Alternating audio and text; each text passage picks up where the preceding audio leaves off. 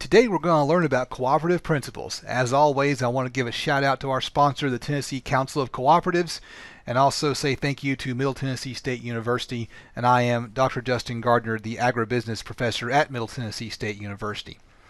So what in the world is a principle? Notice the way it's spelled. That's not the principle of the high school. That's the principle as in a fundamental truth or law, or an accepted or professed rule of conduct or action, or a basis for management. In other words, if you have a principle, the principle is your guiding light that tells you what you should and should not do. The very first cooperative to formulate a set of operating rules, cooperative principles, was the Rosedale Society that was formed in England back in 1844. You may remember them from our video on the history of cooperatives. This cooperative was unusually successful, and as a result, other cooperatives mimicked their operating rules with the hopes of getting the same success. Now, it's not unusual for a business to have a written set of principles, and in fact, most well-managed businesses, whether they're a corporation or a partnership or a sole proprietorship, will have a mission statement, a statement of their values, a statement of their goals that they keep in front of them at all times so they can use it as a guidance when making decisions. What's interesting about cooperatives, and this interesting thing is a lasting legacy of that Rosedale cooperative, is that cooperative principles tend to have a common set across most all cooperatives. Now, each cooperative will have its own specific set of principles, and there's a lot of variation between cooperatives' principles, but they're all going to share some common ground. And I would encourage you to sit down and think about what principles your cooperative should have. Let's take a look at some of the common ones we see in cooperatives.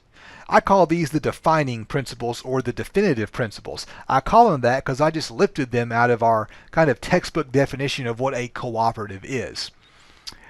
A cooperative is a business that's going to have user benefit, user control, and user ownership. And so if the user of your cooperative is the one benefiting, meaning they're getting a good price or they're getting a patronage refund, and they control it by, say, voting, and they own it by, say, paying a membership fee or spending money to invest in the cooperative, then you have got a cooperative. You need these three things for a cooperative to be a cooperative and not some other form of business. Now, as I read all the various experts on cooperatives, every now and then I hear someone say that a cooperative should include business at cost as a defining principle. So that means if the cooperative earns a profit, it should issue a patronage refund or invest the profits in a way that gives users some other benefits. The cooperative is not out to make money for itself. The cooperative is out to make money for its user, its member, its patron.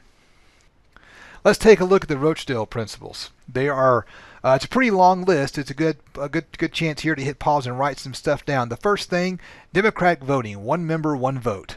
Open membership. Open membership basically means that anyone who is eligible to be a member of the cooperative, that is a part of our target market, for example, is allowed into the cooperative.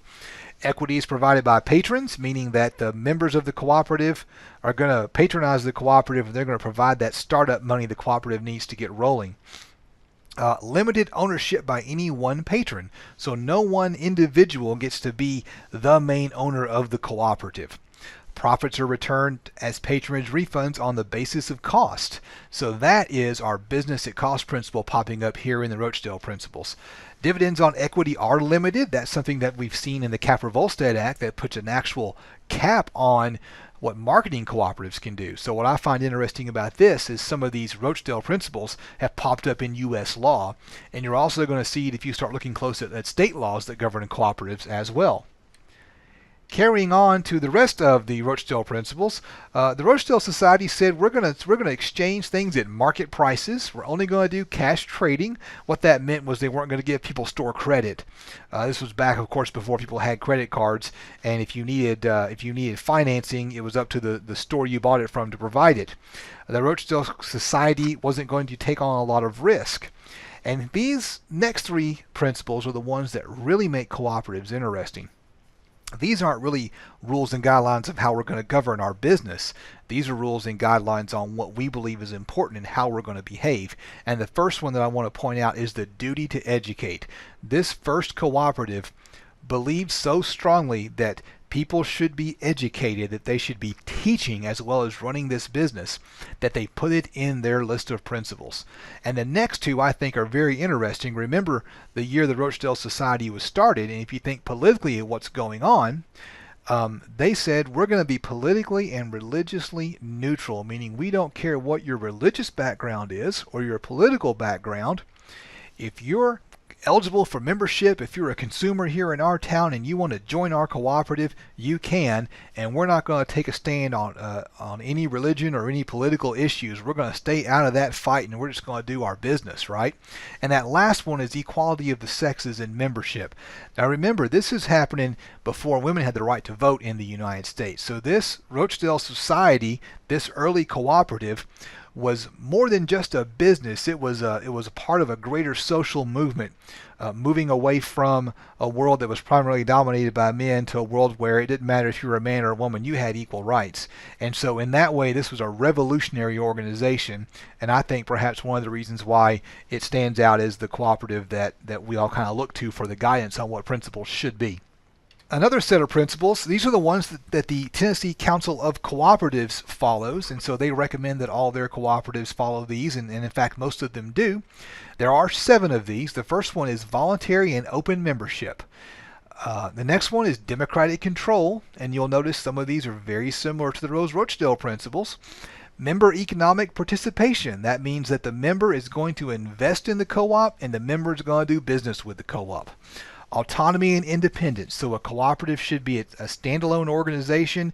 It's not a puppet for some other company, and they're all allowed to act kind of on their own and lead themselves. Education, training, and information. According to the Tennessee Council of Cooperatives, any good cooperative is going to go out and it's going to educate others. It's going to educate everyone about the cooperative model. That's part of why I'm recording these videos right now. It's part of the Tennessee Council of Cooperatives outreach. That's part of their education program. So they really do put their money where their mouth is. They sponsor this FFA competition because they believe their principles and they live their principles out. They believe in cooperation among cooperatives. It would not be cool for a cooperative to try to compete directly with some other cooperative. It would be much better for the cooperatives not to have overlapping services, for them to kind of work together, to buy from each other. And the last one here is concern for the community. And again, the Tennessee Council of Cooperatives lives this one out. They provide scholarships for college students and many other great things for our state. These can be applied to your cooperative. If you're listening to my voice, it's because you've been tasked with managing a cooperative. No one's forced to join your cooperative, but anyone that uses your cooperative or might possibly want to use your cooperative, they should be allowed to join. Everyone gets a vote.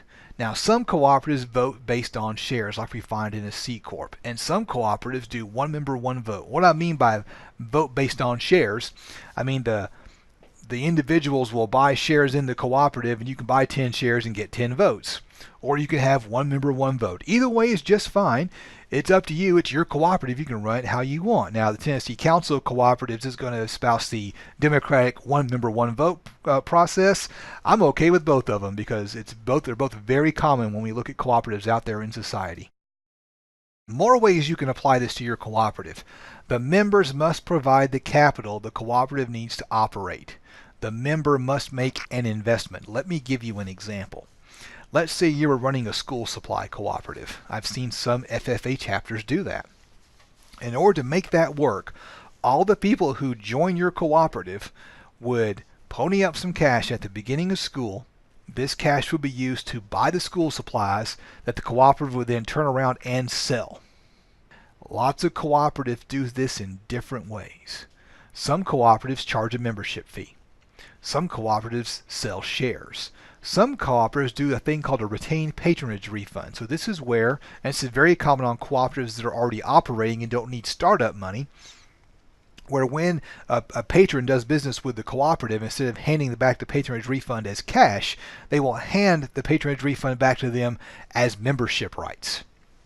Your cooperative should be independent. You might want to associate with some other business, like maybe a federated cooperative, but your cooperative is not somebody else's puppet. The users of your cooperative own it. and your cooperative exists to provide benefits to those users, to the members of your cooperative. Your cooperative should strive to educate its members. It should put on seminars. It should teach classes. Whatever scale you want to do this at, you ought to have some process that you use to teach people about cooperatives and to make sure people are educated. Your cooperative should view other cooperatives as partners, never as competitors. Your cooperative should be an active part of your community. What are you doing to serve others? What are you doing to help members of your community that are not members of your cooperative?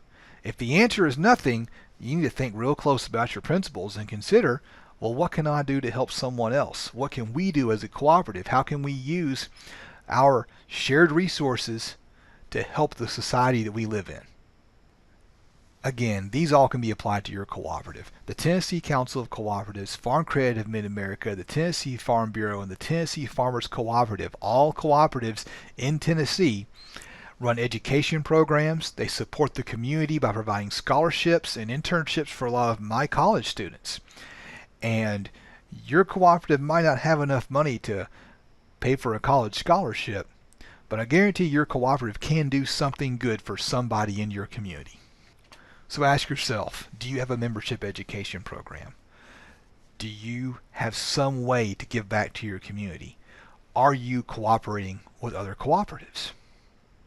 That's a mighty big challenge I just threw out there, but I think you're all up to that challenge. This is my last slide. Thank you very much for watching this video. As always, more videos will be coming out soon.